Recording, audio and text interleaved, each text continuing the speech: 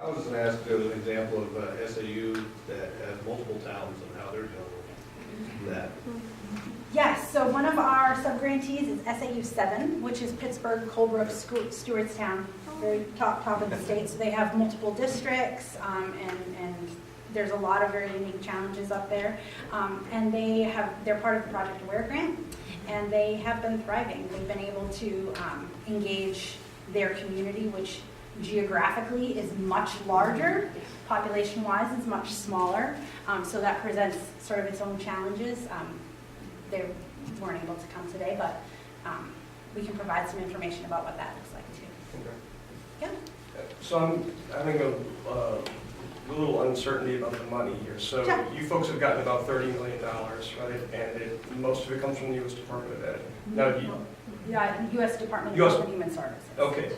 Wait, I thought, but you're under the Department of Education. Yeah, yeah. So most of the funding comes from SAMHSA, which is a Okay. subset. Are you sort of the gatekeeper? Does the district or Antioch or UNH, do they contract with you then for these various services related to it? Or does the district have its own federal grant through the U.S. Department of Ed or the Department of Health and Human Services? Sure, depending on the district, the answer to all of that could be yes.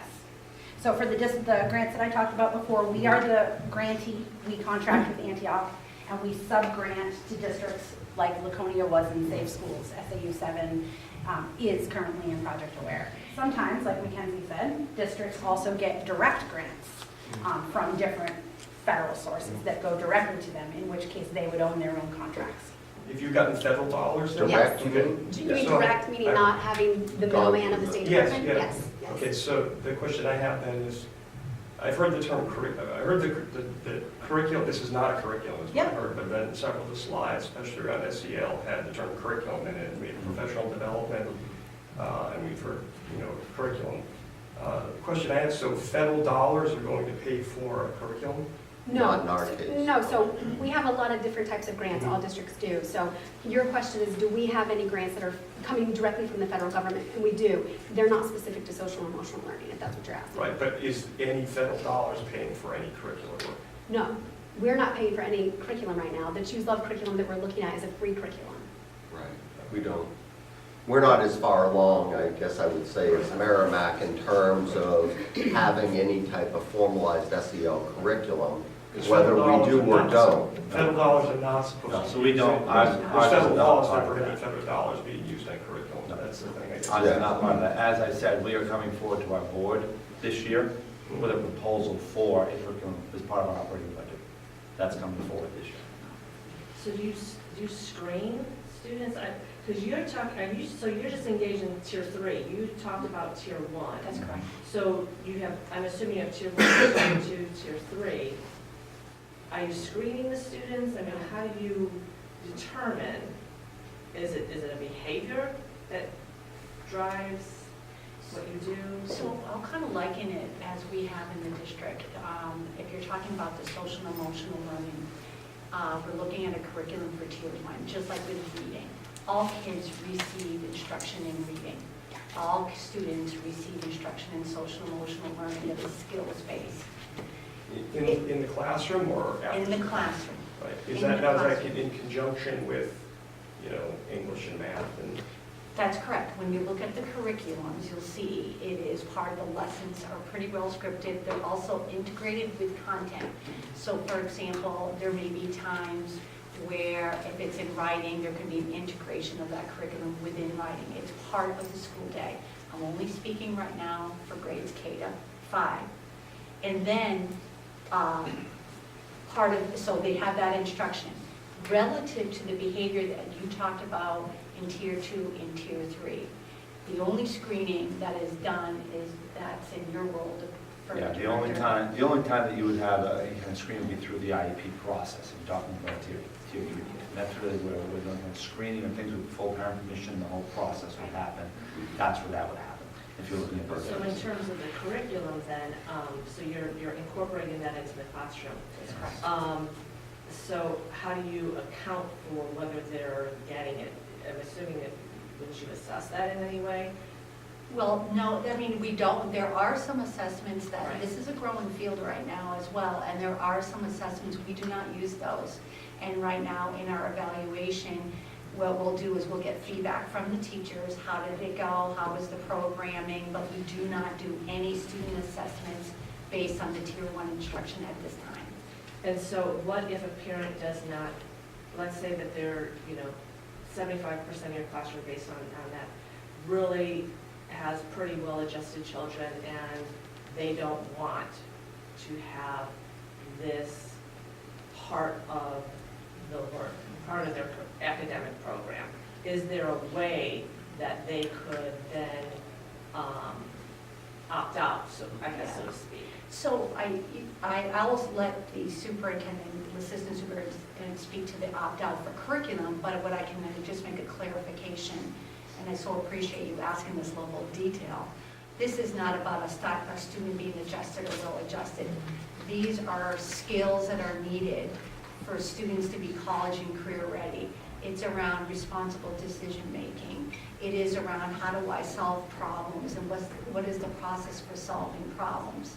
So it's not a matter of a child who's adjusted or not. It's like reading. These are important skills for students to be college and career ready. So workforce competency. Exactly. Okay, so then that is one portion. The other portion then is more about social and emotional. That is, if you're talking about a student, and we talked about curriculum that was generated out of a school shooting, Columbine, those are serious emotional issues. This is getting almost kind of muddy, where it's very confusing for us listening, because emotions, that is mental health. I mean, in the grants, or in the MOUs, it refers to mental health, and it refers to, as far as the Antioch and UNH, the MOU refers to mental health. So I have to tell you, I came here hoping to get a clear vision, and right now it is extremely confusing. I think we because need we're to getting this clarify mixed up. again, though, that the MOU, because this is really important. Yeah. The MOU with Antioch and UNH is for how many families total? 40, did you say? About 40. In That's the not entire even- state? We need to clarify that. Yeah, could you clarify that? For us, so Yeah. Kelly essentially went over all the various indicators that we collect and get from the districts.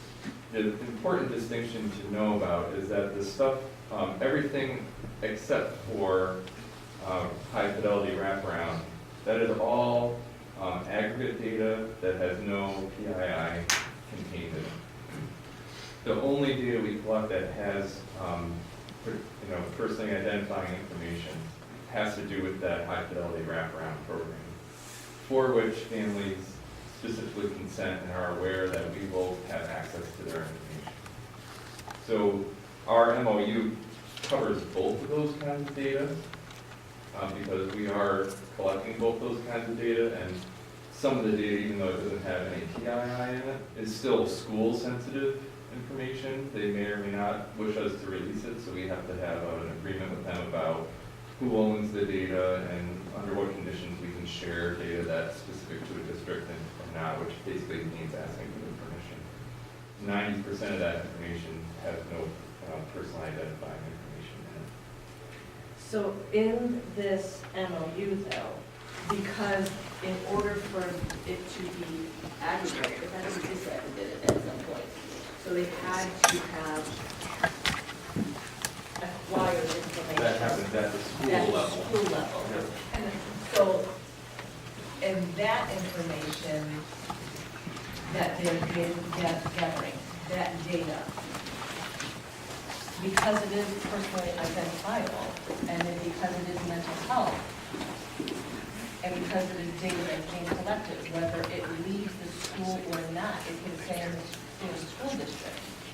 Under federal law, under ESSA, that has to be done with informed parental consent. So Here's the law, for that's what us- it says. For So us to receive that data, it is okay as long as there is no personally identifying. I- So it is yeah. not leaving the bounds of the school, which is the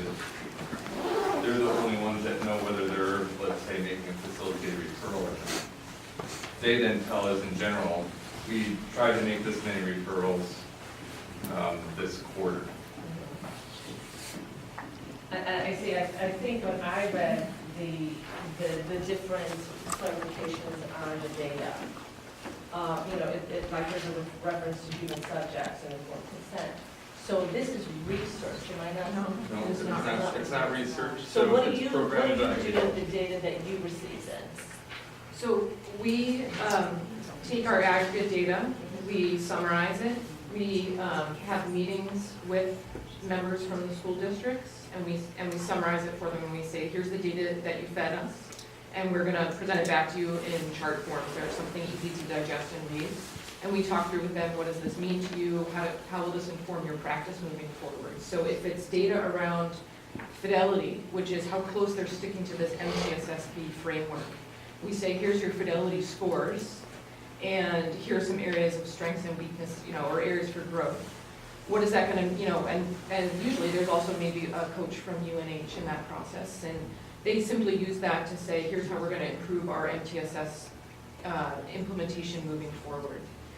When there is also a subset of data that is required for a federally funded grant, say from SAMHSA, a requirement of that grant is that we collect some of this aggregate data, and we have to, by the rule of the grant, report that back to SAMHSA in completely aggregated and de-identified form. So it may be, an example is some of the ones on there are what SAMHSA calls the infrastructure, IPP indicators.